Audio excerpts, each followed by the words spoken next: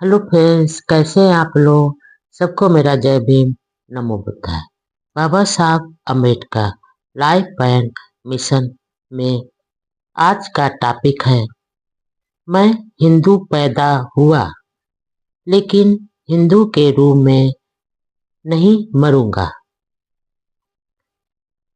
Poona pact के बाद देश भर में अछूतों के प्रति सवर्णों के व्यवहार में बड़ी नफरत पैदा होने लगे। उन्हें यह सहन नहीं हो रहा था कि डॉक्टर अंबेडकर जी के प्रयासों से अछूतों को विशेष अधिकार मिलेंगे। जगह जगह सामाजिक बहिष्कार व अपमान की घटनाएं घटित होती थी। 1935 में अहमदाबाद के कविथा गांव के अछूतों ने अपने बच्चों को स्कूल भेजना शुरू किया तो हिंदुओं ने उनका सामाजिक बहिष्कार कर दिया। इसी जिले के जनू गांव में महिलाओं ने मिट्टी की बजाय धातु के बर्तनों में पानी लाना शुरू किया तो हिंदुओं ने उनका भारी अपमान किया। इसी दौरान जयपुर के पास ही चकवाड़ा गांव में अछूतों ने एक सामाजिक समारोह में देसी घी में पकवान बनाए तो सवर्णों को यह सहन नहीं हुआ। अछूतों पर भीड़ ने लाठियों से हमला किया, तैयार खाना जमीन पर फैला दिया और खाने से भरी कढ़ाइयों में मिट्टी मिला दी। उन दिनों गांधी जी अहमदाबाद में रहते थे, लेकिन उन्होंने ऐसी घटनाओं को रोकने के लिए विशेष प्रयास नहीं किए। सवर्णों का हृदय परिवर्तन कराने में उन्हें सफलता नहीं मिल रही थी। गांधी जी का हरिजन सेवक संघ भी इस दिशा में असफल था। 13 अक्टूबर 1935 को महाराष्ट्र के नासिक जिले के येवला में अछूतों का एक विशाल सम्मेलन होने जा रहा था। अखबारों में यह खबर फैल गई कि येवला सम्मेलन में डॉक्टर अंबेडकर जी धर्म परिवर्तन की घोषणा करने वाले हैं। यह खबर आग की तरह फैल गई। बाबा साहब के मित्रों व साथियों ने उनसे पूछा कि क्या यह खबर सही है। कई सनातनी हिंदुओं ने डॉक्टर अंबेडकर जी से आग्रह किया कि फिलहाल वह ऐसी घोषणा नहीं करें। हिंदुओं को हृदय परिवर्तन का कुछ समय और दे। केलकर, होपतकर, चिपलुनकर, शास्त्री और मात्रे जैसे समाज सुधारकों ने इस तरह का पत्र डॉक्टर अंबेडकर जी को लिखा। डॉक्टर अंबेडकर जी पिछले 10 वर्षों से हिंदू समाज में सुधार के लिए निरंतर प्रयास कर रहे थे। अछूतों का जीवन नरकीय था। सवर्ण अपने जातीय अहंकार में अछूतों को गले लगाना तो दूर, उनकी छाया भी अपने ऊपर पड़ने देना स्वीकार नहीं करते थे। हालांकि महाहड़ताल सत्याग्रह के दौरान हुए अपमान के बाद ही डॉक्टर अंबेडकर जी व साथियों ने यह महसूस कर दिया था कि हिंदू समाज किसी भी दशा में अछूतों को स्वीकार नहीं करेगा, इसलिए इस धर्म को छोड़ना ही उचित होगा। लेकिन इसके बावजूद भी वे इंतजार करते रहे और इसी में सुधार के प्रयास करते रहे। महान सत्याग्रह का कोर्ट में मुकदमा चल रहा था। बार बार पैरवी के लिए वहां जाना पड़ता था। एक बार भारी बारिश से मार्ग रुक गया। जहां मोटर रुकी वहां कोई अछूत बस्ती नहीं थी। किसी सवर्ण का दिल नहीं पिघला, किसी ने शरण नहीं दी और ना भोजन दिया।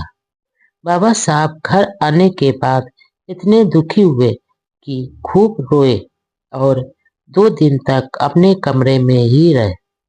मित्रों ने आकर उनसे शांत रहने का आग्रह किया। 1929 में ही जलगांव में अछूतों का यह सलाह दी थी कि सारी कोशिशों के बावजूद यदि कोई खास समय तक सवर्ण हिंदुओं का हृदय परिवर्तन नहीं होता है तो वे तुम्हारे दुखों की तरफ ध्यान नहीं देते और जो धर्म इंसान नहीं समझता, इंसान की तरह जीवन में खान पान रहन सहन और स्वयं का विकास करने की स्वतंत्रता नहीं देता है, उसे त्याग कर तुम बिना हिचक दूसरे धर्म को स्वीकार करो जिसमें यह सब है, हिंदुओं का हृदय परिवर्तन हो। अम्बेडकर जी ने बहुत इंतजार किया। डॉक्टर अम्बेडकर जी ने महान तालाब सत्याग्रह किया, मंदिर प्रवेश आंदोलन चलाया, बार बार कई अवसरों पर सवर्ण हिंदुओं से अछूतों के मानवीय हकों के लिए मांग की, लेकिन सवर्ण हिंदुओं का दिल नहीं पसीजा। यदा कदा कोई सहानुभूति जता देता था, लेकिन कोई ठोस काम शुरू नहीं किया, उल्टा विरोध ज्यादा हुआ। डॉक्टर अम्बेडकर जी ने अछूतों के लिए पृथक निर्वाचन की मांग की, गोल में सम्मेलन में की तो उसका भी गांधी जी जैसे नेताओं ने भारी विरोध किया, जो अपने आप को अछूतों का हमदर्दी मानते थे। ब्रिटिश सरकार ने भी कम्युनल अवार्ड के तहत अछूतों को अधिकार दिए तो गांधी अमर अनशन पर बैठ गए। पूना पैक्ट के समय हिंदू नेताओं ने छुआछूत के खिलाफ ठोस आंदोलन की बात कही, हरिजन सेवक संघ भी बनाया, लेकिन सब औपचारिकता ही रही और अछूतों को हमेशा भुलावे व धोखे में ही रखा। डॉक्टर अम्बेडकर के नेतृत्व में अछूत समाज जितना हिंदुओं से अपने इंसानी हकों के लिए गुहार करता रहा, उतना ही सवर्ण हिंदू समाज निर्दयी होता रहा। जाति आधारित वर्ण व्यवस्था का विरोध किया तो उसे आदर्श व्यवस्था साबित करने के लिए हिंदू समाज के साथ खुद गांधी भी सबसे आगे रहे। इस प्रकार पूरे देश में अछूतों के खिलाफ मानो जहर खोल दिया गया। गांव से लेकर शहर तक अछूतों से नफरत का माहौल था। बाबा साहब ने लंबे समय तक यह इंतजार किया कि हिंदू समाज में कहीं से तो अच्छे व्यवहार के कुछ संकेत मिले, लेकिन रूढ़वादी समाज को तो यह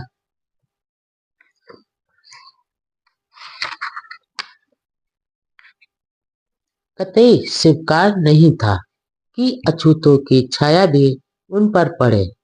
आखिर बाबा साहब को यह एहसास हुआ कि हिंदुओं का हृदय परिवर्तन अब असंभव है।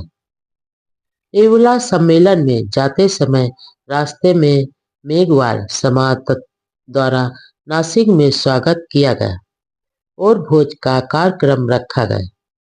आखिर 13 अक्टूबर 1935 को सम्मेलन हुआ, जिसमें लगभग 10,000 महिला पुरुषों ने भाग लिया। दूर दराज से आए लोगों में काफी उत्साह था। सम्मेलन में स्वागत समिति के अध्यक्ष रण खाम्बे ने बाबा साहब का स्वागत करते हुए कहा, पतित हिंदू धर्म को ब्राह्मण धर्म कहना उचित होगा, क्योंकि इसमें केवल ब्राह्मणों को लाभ होता है।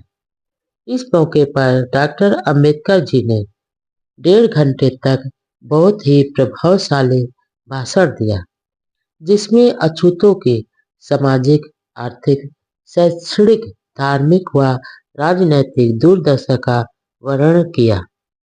लोगों का ध्यान आकर्षित कर कहा कि अछूत स्वधर्मी होने के बावजूद सवर्णों द्वारा भारी दुख दिए जा रहे हैं। उन्होंने महाड़, तालाब व नासिक मंदिर प्रवेश सत्याग्रह का भी जिक्र करते हुए कहा, सवर्ण हिंदुओं के अमानवीय व्यवहार को उजागर किया। उस आंदोलनों में अछूतों ने जो समय व पैसा खर्च किया वह सब व्यर्थ गया। इसलिए अब इस बारे में आखिरी फैसला लेने का समय आ चुका है। हम हिंदू समाज के अंग बने रहे, इसलिए हम आज भी दुखी, दरिद्र व दुर्बल हैं। इसलिए जो धर्म हमें बराबरी का दर्जा दे, समान अधिकार दे और हमारे साथ उचित बर्ताव करे, ऐसे किसी दूसरे धर्म को स्वीकार कर लेना चाहिए। महाविशाल जन समूह के बीच तेज आवाज में बाबा साहब ने कहा, हिंदू धर्म के साथ जुड़ा हुआ संबंध अब तोड़ दो और जिस धर्म में सम्मान व स्वाभिमान मिले, इसे किसी अन्य धर्म को स्वीकार करो।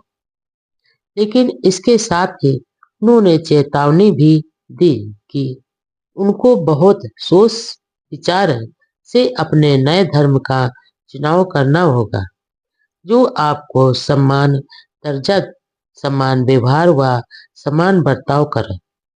फिर धर्म परिवर्तन कोई बच्चों का खेल नहीं है। जैसे कोई नाविक यात्रियों की संख्या को देखकर ही नाव रवाना करता है, फिर वह बाकी सामान की जांच करता है, वैसे ही हमें करना पड़ेगा।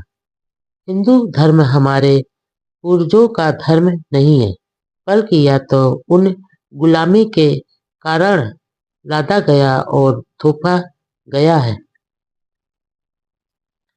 हमारे पूर्वजों के पास इस गुलामी से लड़ने के साधन व क्षमता नहीं थी, इसलिए वे विद्रोह नहीं कर सके और इस धर्म में रहने को मजबूर हो गए। विश्व इतिहास में जात पात व ऊंच नीच का अमानवीय व्यवहार हिंदू धर्म के अलावा और कहीं नहीं है।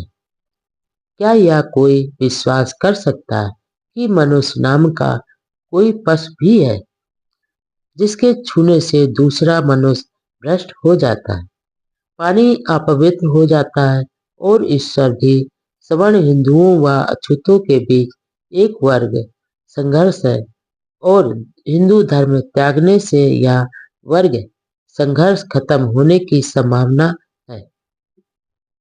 समता, स्वतंत्रता व बंधुत्व के लिए धर्म की शरण में बाबा साहब ने जनता को जागरूक करने वाले ओजस्वी भाषण में आगे कहा, ऐसे लोगों के साथ अब मत जाओ जो कहते हैं कि परमात्मा कण कण में निवास करता है, लेकिन अपने स्वधर्मी इंसान को पशु से भी बदतर समझते हैं।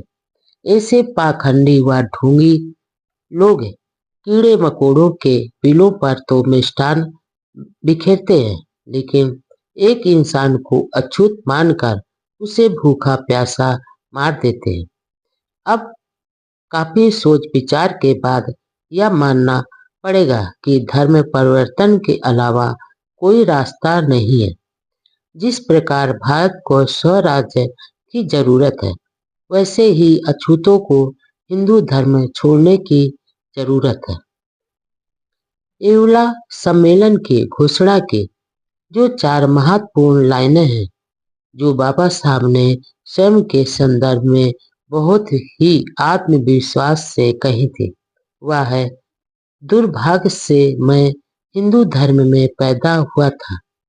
यह मेरे बस की बात नहीं थी, लेकिन अपमानजनक स्थिति में रहने से इनकार करना मेरी शक्ति की सीमा में है। इसलिए मैं आपको विश्वास दिलाता हूँ कि मैं हिंदू के रूप में नहीं मरूंगा। भाषण के अंत में बाबा साहब ने तथागत बुद्ध के परिनिर्वाण के समय आनंद से हुए संवाद को दोहराते हुए कहा, इस अवसर पर मैं आपको यह कहूँ और सॉरी इस अवसर पर मैं आपको और क्या कहूँ, मुझे आज वह संदेश याद आता है तो बुद्ध ने अपने परिनिर्वाण से पहले सारे भिक्षु संघ को दिया था। एक बार बुद्ध बीमारी से ठीक होने के बाद एक पेड़ के नीचे आराम कर रहे थे। शिष्य आनंद ने नमस्कार किया और कहने लगे, मैंने आपको बीमारी की दशा में देखा है और बिल्कुल स्वस्थ भी, लेकिन इस बीमारी के बाद मैं काफी चिंतित हूँ। मेरा मन शांत नहीं है। मैं ध्यान समाधि भी नहीं लगा पा रहा हूँ। मुझे विश्वास है कि तथागत बुद्ध भिक्षु संघ को अपना संदेश देने से पहले देवासन नहीं करेंगे। बुद्ध ने उत्तर दिया, आनंद, संघ को मुझसे क्या आशा है? मैंने उदारता से धर्म प्रचार किया। मैंने दूसरे धर्मचार्यों की तरह भिक्षुओं से कोई बात छिपा कर नहीं रखी। इसलिए आनंद स्वयं की शरण लो और किसी अन्य की शरण में न जाओ। अपने स्वामी आप बनो। आखिर में बाबा साहब ने कहा, मैं बुद्ध के यही शब्द दोहरा कर आपसे आज्ञा लेता हूँ। एवला सम्मेलन में जो प्रस्ताव पास किया गया वह इस प्रकार था। बंबई प्रांत की महार जात पूरे विचार विमर्श के बाद यह घोषणा करती है कि नंबर 1, समानता और स्वतंत्रता प्राप्त करने का ढंग है धर्म परिवर्तन। नंबर 2, यह सम्मेलन हमारे नेता डॉक्टर अंबेडकर जी को यह विश्वास दिलाता है कि महार जाति सामूहिक तौर पर धर्म परिवर्तन करने के लिए तैयार है। नंबर 3, यह सम्मेलन धर्म परिवर्तन की ओर पहले कदम के तौर पर महार जात से यह अनुरोध करता है कि वह हिंदू देवी देवताओं की पूजा छोड़ दे, हिंदू त्योहारों को मनाना बंद कर दे और हिंदू धर्म स्थानों में जाना छोड़ दे।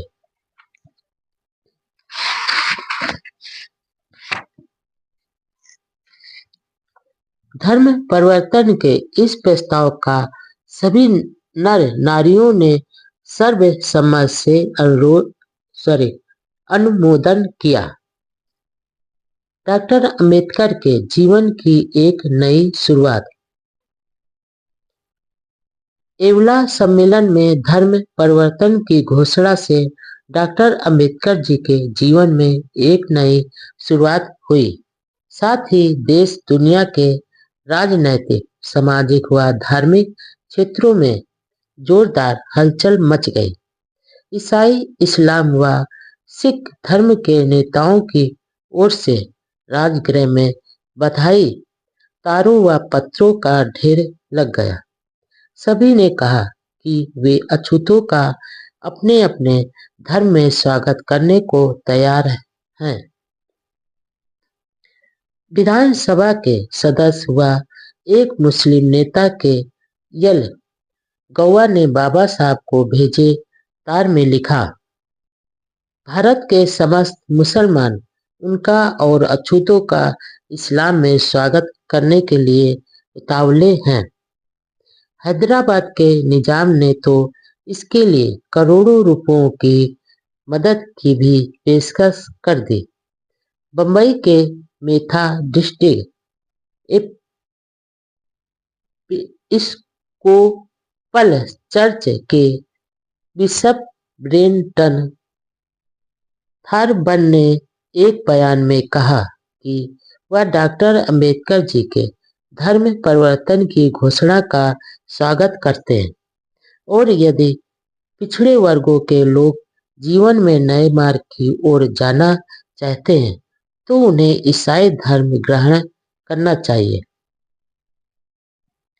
महाबोधि सोसाइटी सारनाथ बनारस के सेक्रेटरी देवप्रिय पली सिन्हा ने बाबा साहब को भेजे एक टेलीग्राम में कहा कि सोसाइटी डॉक्टर अंबेडकर जी और उनके अनुयायियों को बौद्ध धर्म अपनाने पर निमंत्रण देती है। एशिया के बहुसंख्यक लोगों द्वारा स्वीकार किए गए बौद्ध धर्म में सामाजिक व धार्मिक भेदभाव नहीं है, जात भेद नहीं है। हम सभी को समानता देते हैं और इसमें कोई जात पात नहीं है। अमृतसर हरमिंदर साहब संस्था के उप प्रधान सरदार दलीप सिंह तो आबिया ने बाबा साहब को भेजे एक तार में कहा कि वे सिख धर्म स्वीकार कर लें। सिख धर्म एक ही वाहिगुरु को मानता है, हर व्यक्ति को समान मानते हुए प्रेम करता है और सभी को समानता का दर्जा देता है। पटियाला रियासत बहुत ही सम्मानित रियासत थी। उसके महाराजा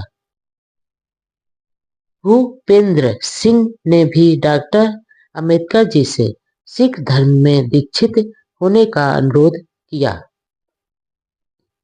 इसके विपरीत डॉक्टर अंबेडकर जी को ऐसा पत्र भी मिला था जिसमें सिख धर्म में ना जाने की सलाह दी थी।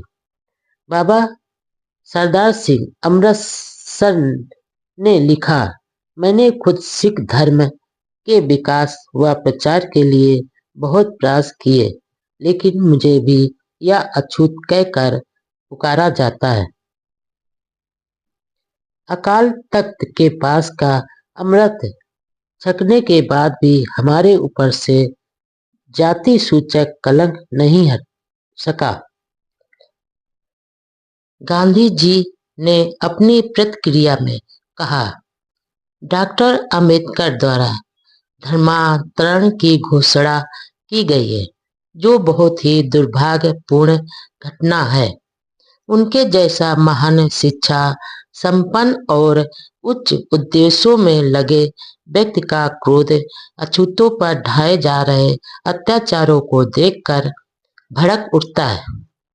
लेकिन धर्म कोई मकान या कपड़ा नहीं जिसे जब चाहे बदला जा सके। धर्मांतर की हर चेतावनी समूहों के लिए एक चेतावनी है, इसलिए समूहों को जागृत हो जाना चाहिए। वीर सावरकर ने कहा, मुसलमान या ईसाई धर्म स्वीकार करने से भारत में अछूतों को समता का व्यवहार मिलेगा, यह संभव नहीं लगता है।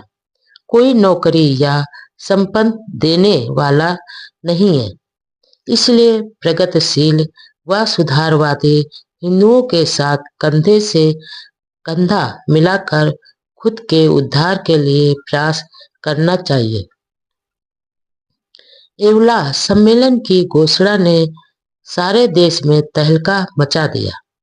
गांधी जी, कांग्रेस अध्यक्ष डॉक्टर राजेंद्र प्रसाद सावरकर व कई हिंदू नेताओं ने इस पर दुख जताया, तो अन्य धर्मों के नेताओं ने बाबा साहब को बधाई संदेश भेजे।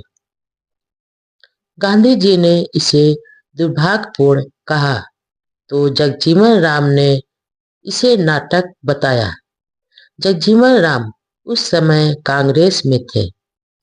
पंडित मदन मोहन मालवीय ने कहा, मैं अगले कुछ महीनों में एक बहुत बड़ा कोष जमा करने और अछूतों को ऐसी दीक्षा देने वाला हूँ जिससे सारे भेदभाव मिट जाएंगे, लेकिन सहभोज व अंतर जातीय विवाह नहीं हो सकेंगे।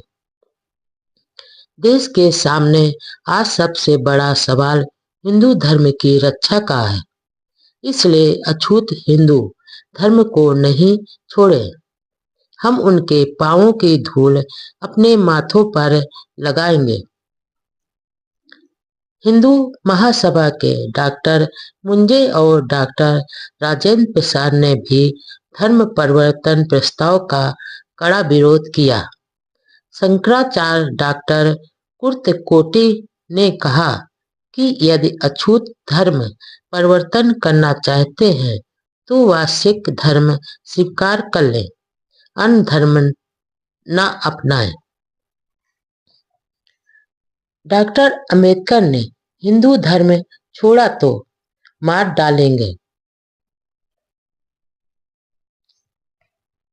धर्म परिवर्तन के ऐलान का सिर्फ सवर्ण हिंदुओं ने ही विरोध नहीं किया, बल्कि कुछ अछूत नेताओं ने भी उन्हीं के सुर में सुर मिलाया। बंबई के बाल कृष्ण देवरुखकर जैसे अछूत नेताओं ने इसका विरोध किया।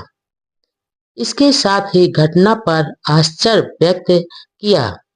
इसी तरह गोल में सभा में बाबा साहब के साथी रहे अछूत नेता श्रीनिवासन ने कहा कि धर्मांतरण से दलित वर्गों की संख्यात्मक शक्ति कमजोर हो जाएगी, इसलिए अपने अधिकारों के लिए इसी व्यवस्था में रहते हुए संघर्ष करना चाहिए। बाबा साहब के एक अन्य साथी डॉक्टर सोलंकी ने कहा कि अछूत नवयुवकों को हिंदू धर्म में ही रहकर उसमें सुधार लाने की कोशिश करनी चाहिए। ऐसे ही नारायण काजरोलकर को तो मानो सदमा ही पहुंच गया। उन्होंने कहा, जिन डॉक्टर अंबेडकर ने अछूतों में निराशा की आस जगाई, वे ही उन्हें आत्महत्या के लिए कहे। यह देखकर मुझे अफसोस हो रहा है। धर्म कोई व्यापार के लेन देन की चीज नहीं है। एक सिंधी हिंदू ने अपने खून से लिखे पत्र में बाबा साहब को धमकी दी कि यदि वह हिंदू धर्म त्यागने का विचार नहीं छोड़ेंगे तो इसका परिणाम बहुत बुरा होगा। उसने लिखा, यदि हिंदू धर्म छोड़ा तो तुम्हें जान से मार डालेंगे। निजाम हैदराबाद के राजपूत ने बाबा साहब से मिलकर उनका पत्र दिया। उन्होंने लिखा कि यदि अछूत मुसलमान बनेंगे तो हर व्यक्ति को 20,000 रुपये अलग से देंगे। इसके अलावा धर्मांतरित मुसलमानों को वह बुद्धि के लिए 50 करोड़ रुपए भी देने का वादा किया। लेकिन बाबा साहब ने उस प्रलोभन को अस्वीकार करते हुए नवाब को पत्र लिखा कि उनका जीवन अछूतों में आत्मसम्मान की भावना पैदा करने के लिए है और वे इसमें सफल भी हुए हैं। लेकिन इसका अर्थ यह नहीं है कि वह अछूत लोगों को धर्म के नाम पर बेचेंगे। बाबा साहब ने लिखा कि मैं अपने लोगों को बचाने के लिए हूँ, न कि बेचने के लिए। मैं खुद अपने जीविकोपार्जन के लिए वकील होने के नाते पर्याप्त पैसा कमा लेता हूँ। ऐसा था उस महामानव का निस्वार्थ व स्वाभिमानी व्यक्तित्व जिसे हम बार बार नमन करते हैं। समता, स्वतंत्रता व बंधुत्व के लिए धम्म की शरण में बाबा साहब ने जनता को जागरूक करने वाले ओजस्वी भाषण में आगे कहा, ऐसे लोगों के साथ अब मत जाओ जो कहते हैं कि परमात्मा कण कण में निवास करता है, लेकिन अपने स्वधर्मी इंसान को पशु से भी बदतर समझते हैं। ऐसे पाखंडी व ढोंगी लोग कीड़े मकोड़ों के बिलों पर तो मिष्ठान बिखेरते हैं, लेकिन एक इंसान को अछूत मानकर उसे भूखा प्यासा मार देते हैं। अब काफी सोच विचार के बाद यह मानना पड़ेगा कि धर्म परिवर्तन के अलावा कोई रास्ता नहीं है। जिस प्रकार भारत को स्वराज्य की जरूरत है, वैसे ही अछूतों को हिंदू धर्म छोड़ने की जरूरत है। एवला सम्मेलन की घोषणा की जो 4 महत्वपूर्ण लाइनें हैं, जो बाबा साहब ने स्वयं के संदर्भ में बहुत ही आत्मविश्वास से कही थी, वह है, दुर्भाग्य से मैं हिंदू धर्म में पैदा हुआ था। यह मेरे बस की बात नहीं थी, लेकिन अपमानजनक स्थिति में रहने से इनकार करना मेरी शक्ति की सीमा में है। इसलिए मैं आपको विश्वास दिलाता हूँ कि मैं हिंदू के रूप में नहीं मरूंगा। भाषण के अंत में बाबा साहब ने तथागत बुद्ध के परिनिर्वाण के समय आनंद से हुए संवाद को दोहराते हुए कहा, इस अवसर पर मैं आपको यह कहूँ और सॉरी इस अवसर पर मैं आपको और क्या कहूँ, मुझे आज वह संदेश याद आता है तो बुद्ध ने अपने परिनिर्वाण से पहले सारे भिक्षु संघ को दिया था। एक बार बुद्ध बीमारी से ठीक होने के बाद एक पेड़ के नीचे आराम कर रहे थे। शिष्य आनंद ने नमस्कार किया और कहने लगे, मैंने आपको बीमारी की दशा में देखा है और बिल्कुल स्वस्थ भी, लेकिन इस बीमारी के बाद मैं काफी चिंतित हूँ। मेरा मन शांत नहीं है। मैं ध्यान समाधि भी नहीं लगा पा रहा हूँ। मुझे विश्वास है कि तथागत बुद्ध भिक्षु संघ को अपना संदेश देने से पहले देवासन नहीं करेंगे। बुद्ध ने उत्तर दिया, आनंद, संघ को मुझसे क्या आशा है? मैंने उदारता से धर्म प्रचार किया। मैंने दूसरे धर्मचार्यों की तरह भिक्षुओं से कोई बात छिपा कर नहीं रखी। इसलिए आनंद स्वयं की शरण लो और किसी अन्य की शरण में न जाओ। अपने स्वामी आप बनो। आखिर में बाबा साहब ने कहा, मैं बुद्ध के यही शब्द दोहरा कर आपसे आज्ञा लेता हूँ। एवला सम्मेलन में जो प्रस्ताव पास किया गया वह इस प्रकार था, बंबई प्रांत की महार जात पूरे विचार विमर्श के बाद यह घोषणा करती है कि नंबर 1, समानता और स्वतंत्रता प्राप्त करने का ढंग है धर्म परिवर्तन। नंबर 2, यह सम्मेलन हमारे नेता डॉक्टर अंबेडकर जी को यह विश्वास दिलाता है कि महार जाति सामूहिक तौर पर धर्म परिवर्तन करने के लिए तैयार है।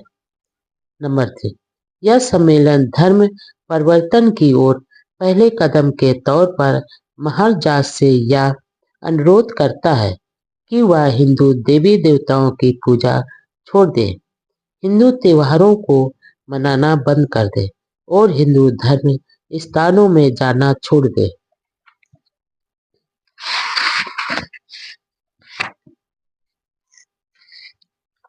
धर्म परिवर्तन के इस प्रस्ताव का सभी नर नारियों ने सर्वसम्मति से अनुमोदन किया। डॉक्टर अंबेडकर के जीवन की एक नई शुरुआत। एवला सम्मेलन में धर्म परिवर्तन की घोषणा से डॉक्टर अंबेडकर जी के जीवन में एक नई शुरुआत हुई। साथ ही देश दुनिया के राजनैतिक, सामाजिक व धार्मिक क्षेत्रों में जोरदार हलचल मच गई।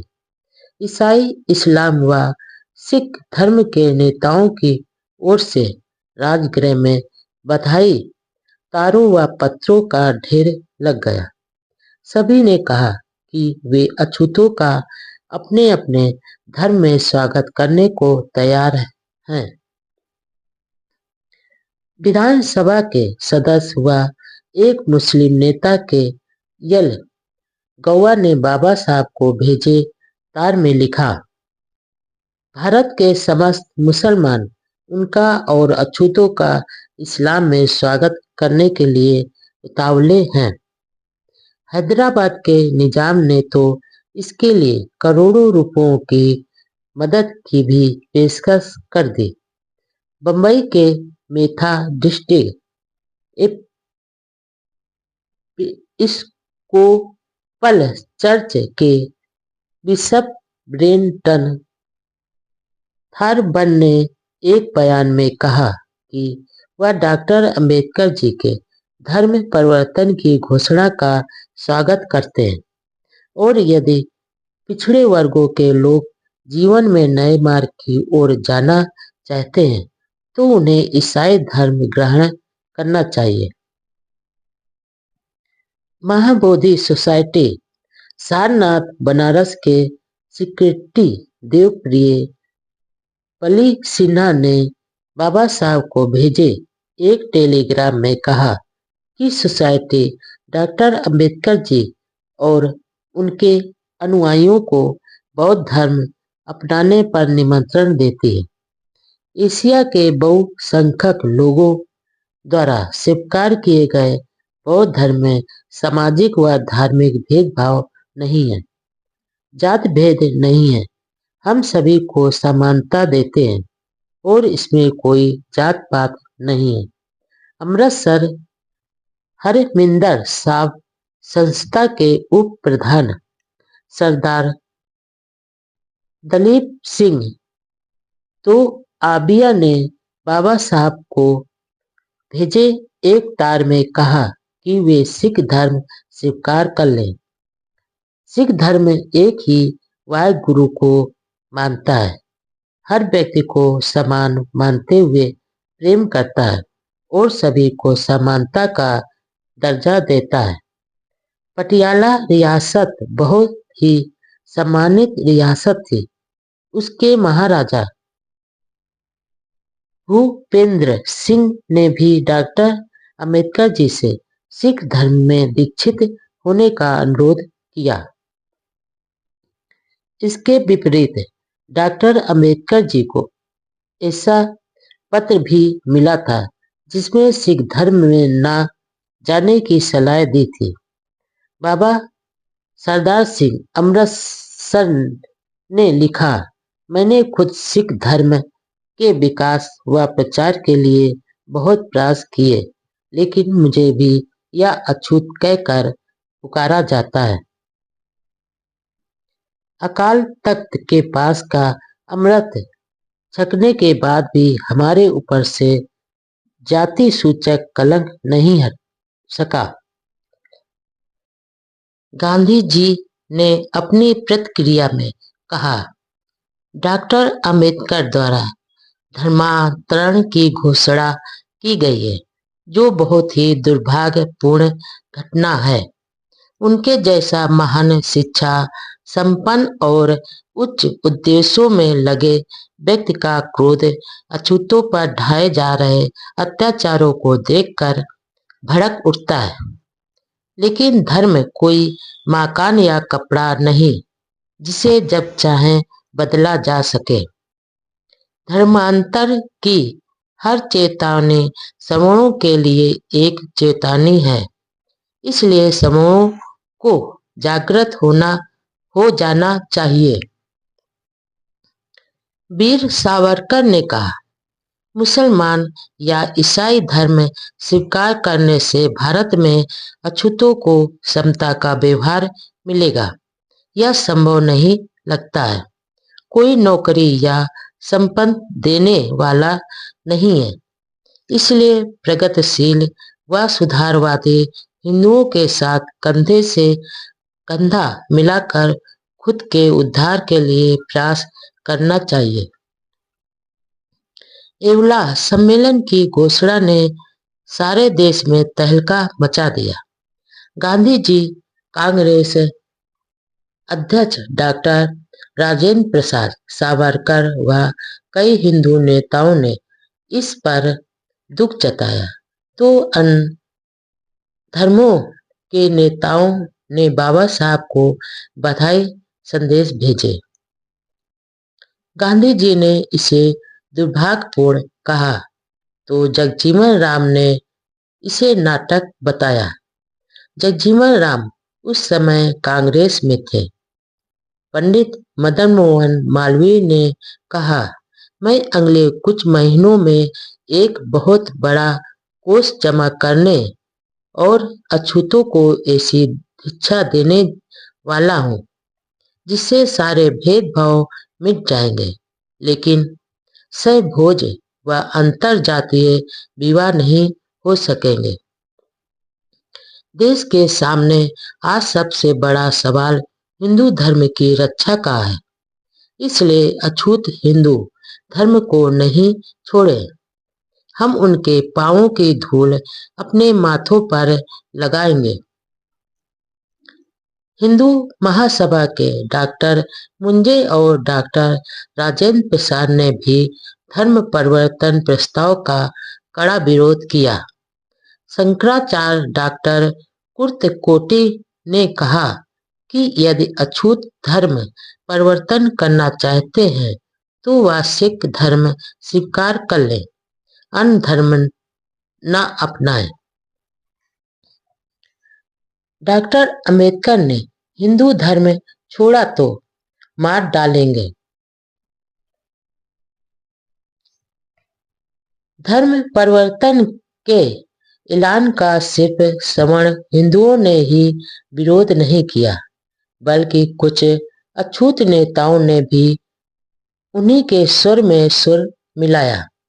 बम्बई के बाल कृष्ण देवरुखकर जैसे अछूत नेताओं ने इसका विरोध किया। इसके साथ ही घटना पर आश्चर्य व्यक्त किया।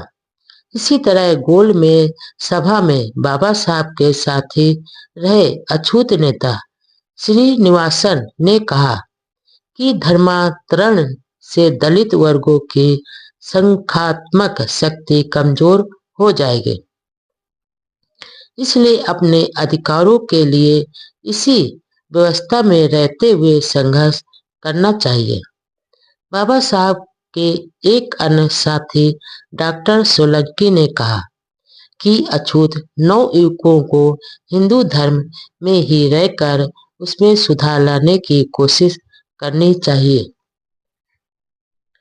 ऐसे ही नारायण काजरोलकर को तो मानो सदमा ही पहुंच गया।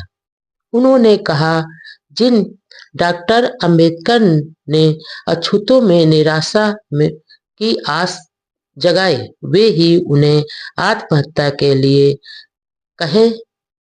यह देखकर मुझे अफसोस हो रहा है। धर्म कोई व्यापार के लेन देन की चीज नहीं है।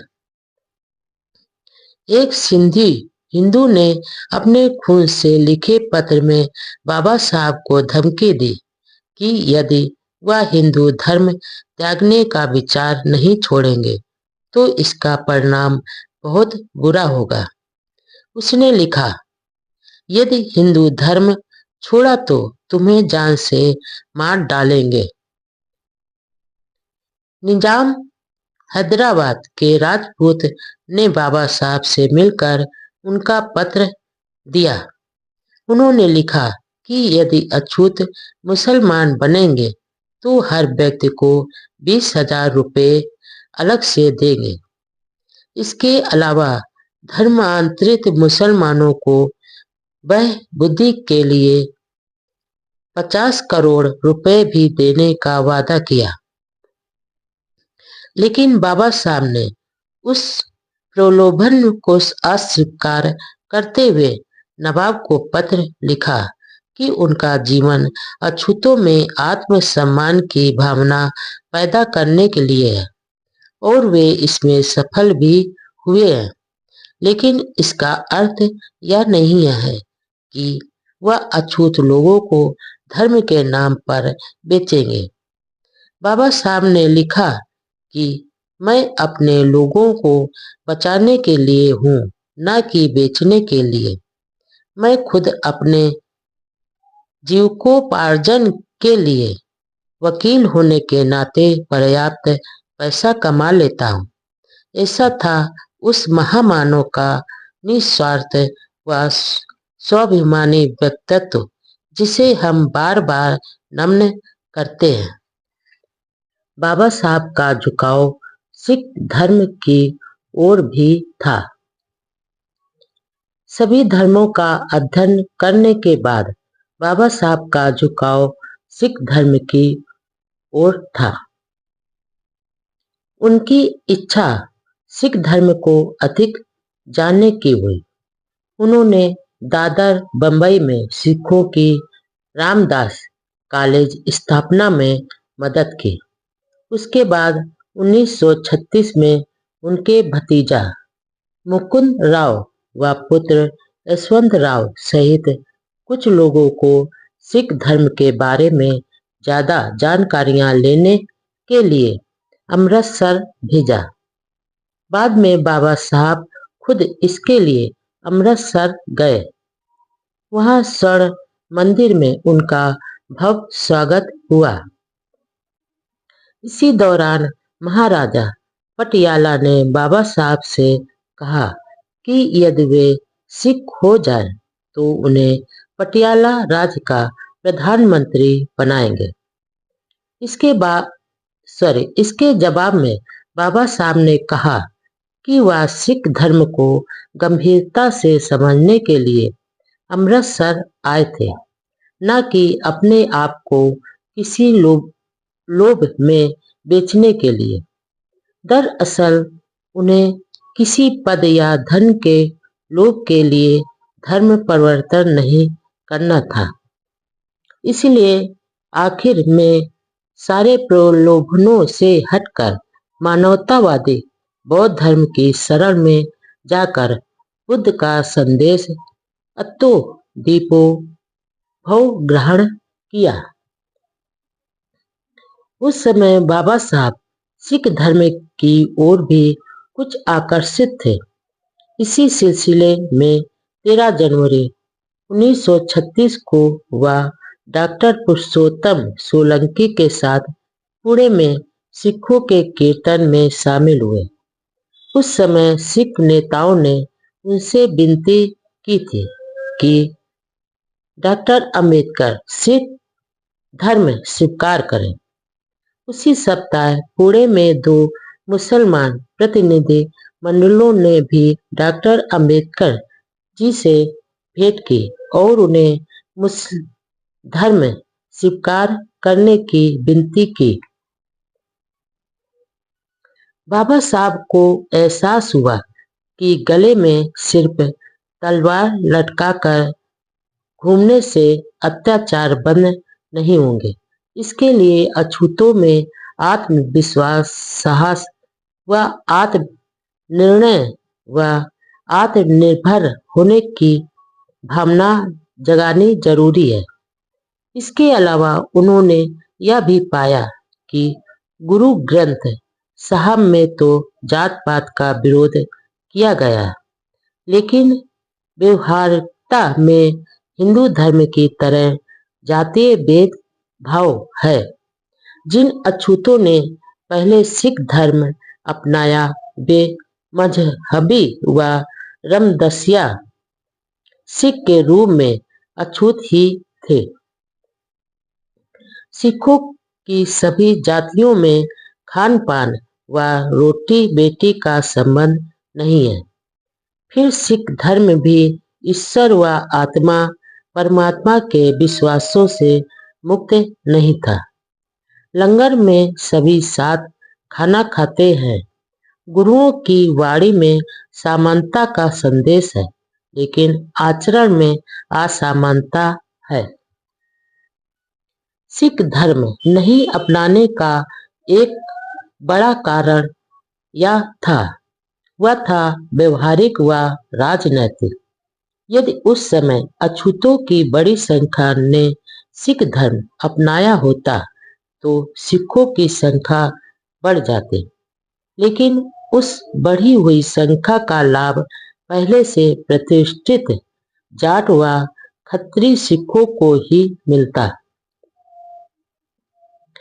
हमारे लोग अधिक संख्या में होते हुए भी जाट व खत्री सिखों के अधीन ही रहते और बाबा साहब के कारण अछूतों में जो सामाजिक राजनीतिक चेतना आई थी वह फिर गुलामी में बदल जाते।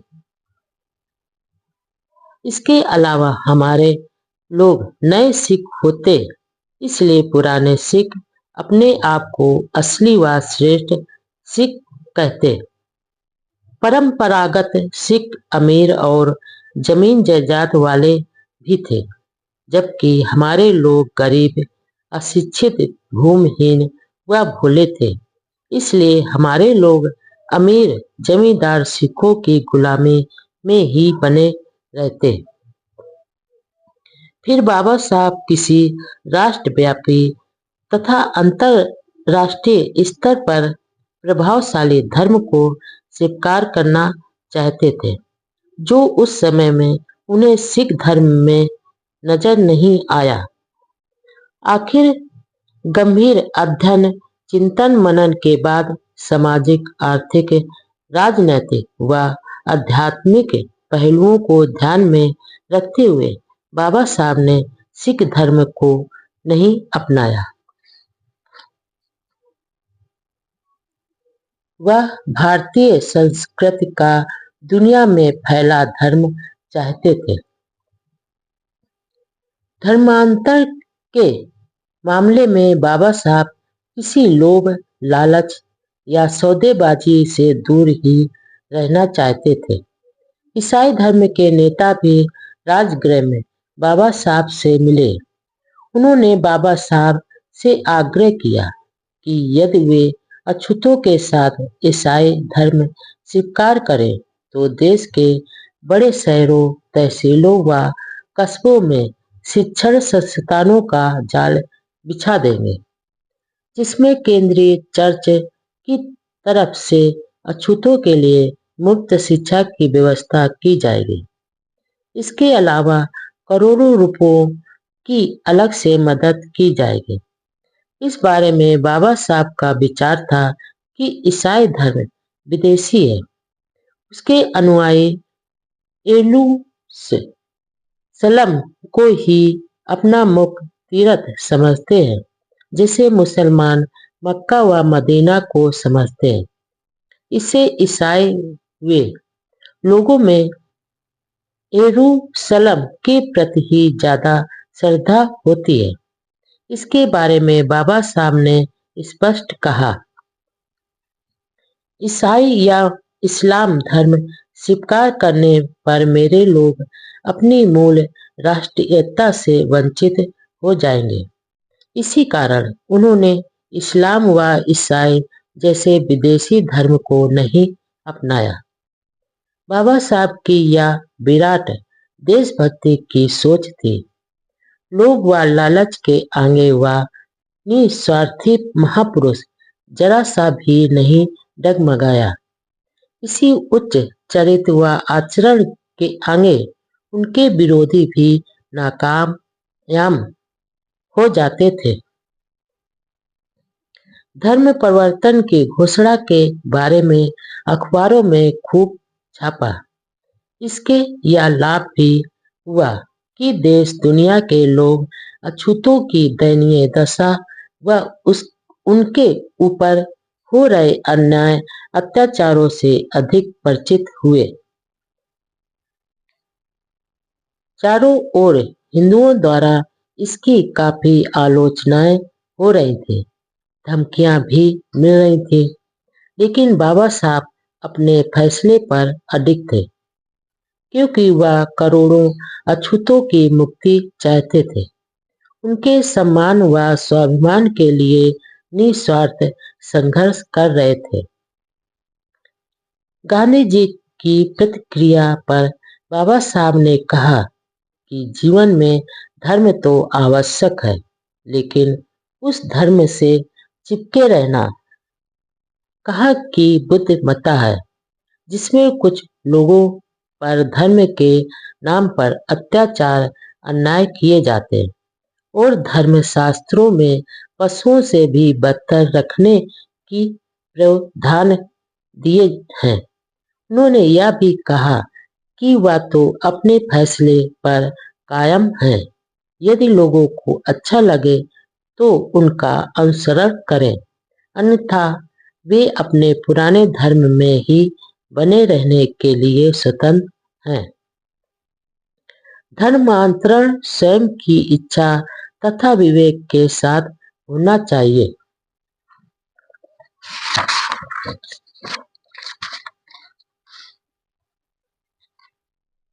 वह करोड़ों अछूतों की धार्मिक मुक्ति भी चाहते थे।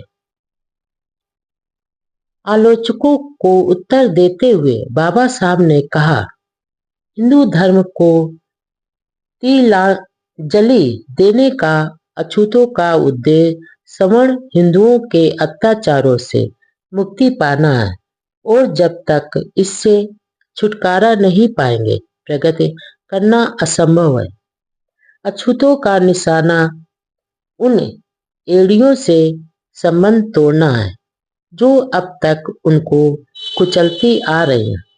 हमारा मकसद उस पत्थर को ही ठोकर मारना है जो हमें नीचे दबाए हुए है। कुछ लोग यह कहते हैं कि धर्म समाज के लिए आवश्यक नहीं है, लेकिन मैं इस विचार से सहमत नहीं हूँ। मैं धर्म को जीवन और सामाजिक कार्यों के लिए जरूरी समझता हूँ। हिंदू समाज की रचना की नींव वह धर्म है जो मनुस्मृति में अंकित है।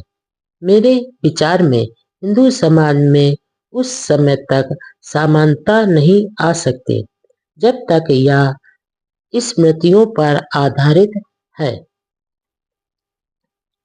डॉक्टर अंबेडकर द्वारा यह घोषणा करोड़ों अछूतों की आह थी। एक चित्रकार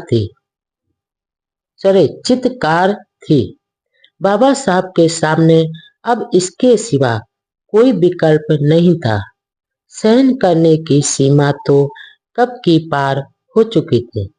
धर्म परिवर्तन का फैसला अछूतों के दुखों की अनसुनी कर रहे निरंकुश हिंदू समाज पर जोरदार वार था, जिससे अखबारों की दुनिया में तेज उबाल आ गया।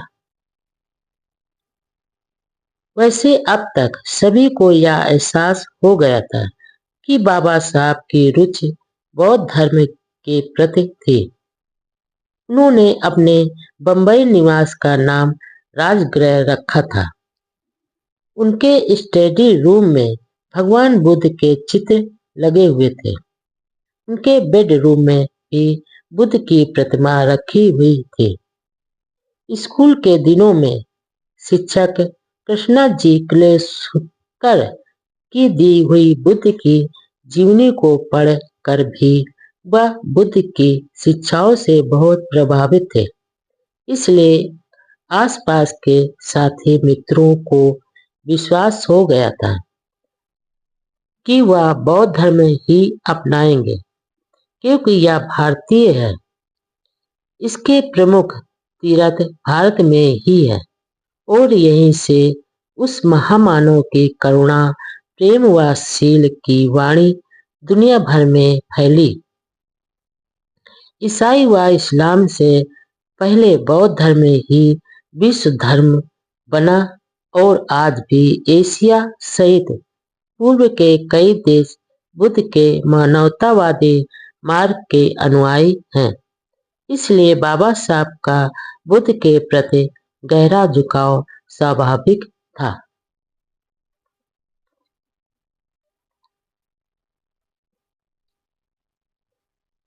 धार्मिक नेताओं द्वारा पद व धन के प्रलोभन से डॉक्टर अंबेडकर नहीं डगमगाए।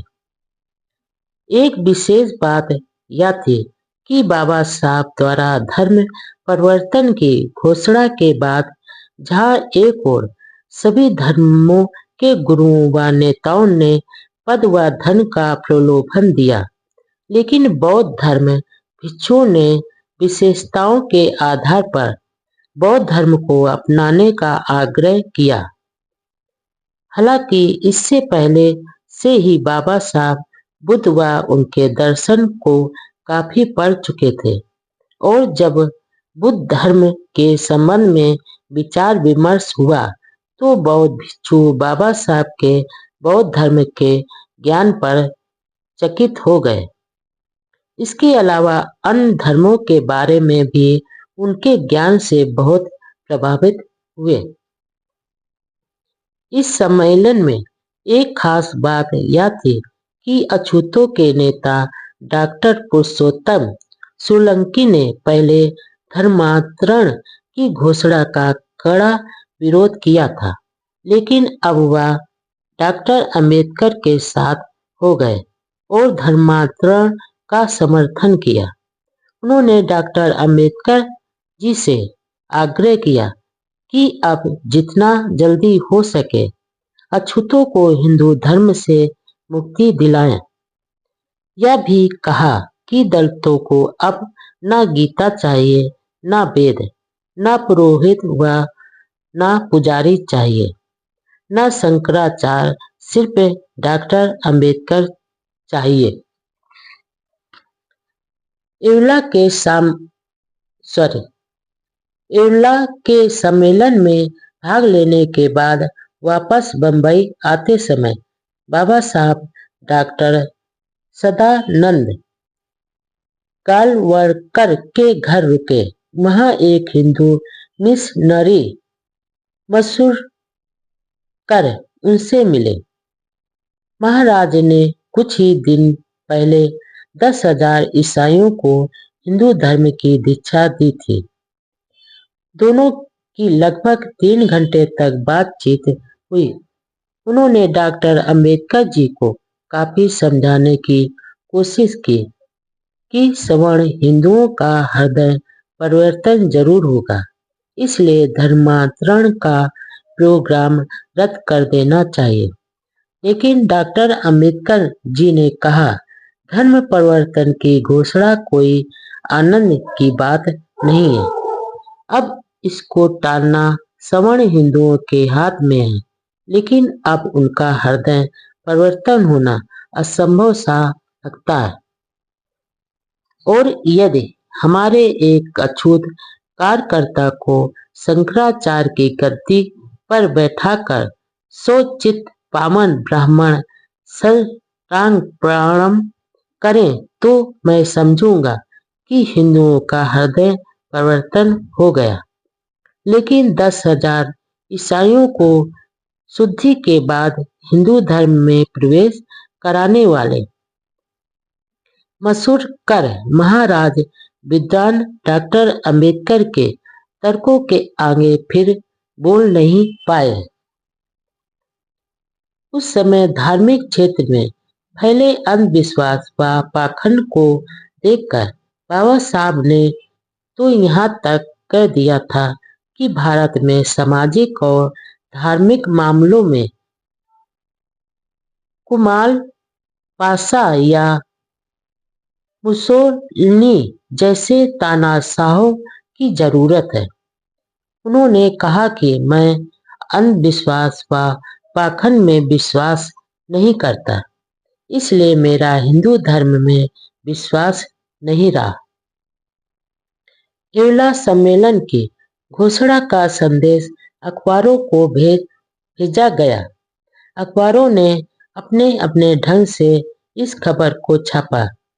किसी ने तोड़ मरोड़ कर छापा तो किसी ने जनता को उकसाया। इसी दौरान पीर जमात अली द्वारा यह अफवाह पंजाब के अखबारों में छापी कि डॉक्टर अंबेडकर व उनके अनुयायी जल्दी ही इस्लाम धर्म स्वीकार करने वाले हैं। डॉक्टर अंबेडकर जी को इस खबर का पता लगते ही कहा, यह सच है कि पीर जमात से बंबई में भेंट हुई थी और धर्म के बारे में चर्चा हुई थी, लेकिन इसके अलावा कुछ नहीं हुआ।